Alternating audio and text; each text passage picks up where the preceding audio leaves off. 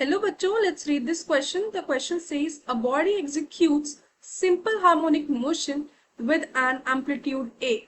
At what displacement from the mean position the potential energy of the body is 1/4 of its total energy? Key concept.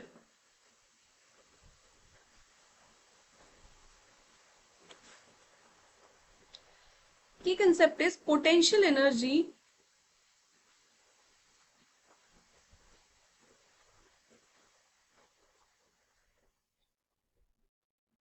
of a particle in SHM. So question में हमसे बोला है कि एक body है जो simple harmonic motion कर रही है और उस सिंपल हार्मोनिक मोशन का जो एम्पलीट्यूड है वो है ए। हमें बताना है किस displacement from the mean position पर पोटेंशियल एनर्जी जो हो जाएगी 1/4 हो जाएगी टोटल एनर्जी के। सो हमें बताएगी potential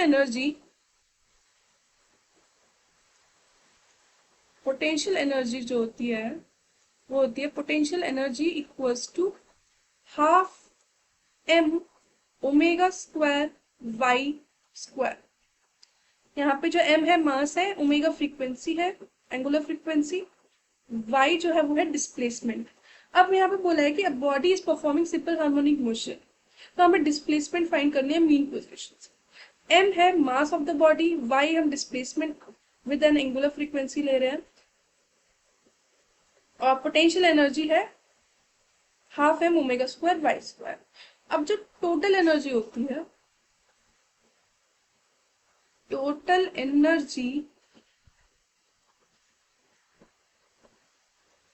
for a particle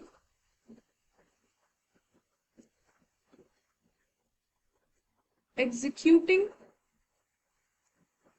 SHM वो होती है total energy equals to half m omega square A square. ए यहाँ पे हम एम्पलीट्यूड ले रहे हैं जैसे हमें क्वेश्चन में गिवन था। ए एम्पलीट्यूड है, एम्पलीट्यूड ऑफ द बॉडी। सो जो कंडीशन हमें क्वेश्चन में गिवन है वो दी है कि potential energy of the body is 1/4 of its total energy. So condition क्या गिवन है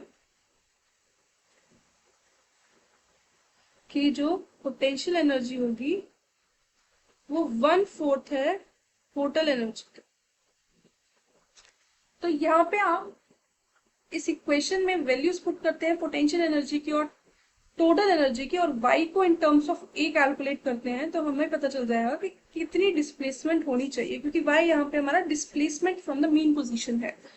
तो वैल्यूज पुट करते हैं तो पोटेंशियल एनर्जी है half m omega square y square equals to 1/4 half m omega square a square.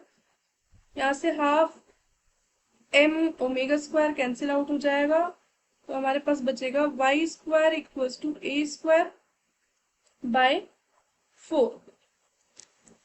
अब यहाँ से हमें y की वैल्यू कैलकुलेट करनी है। सो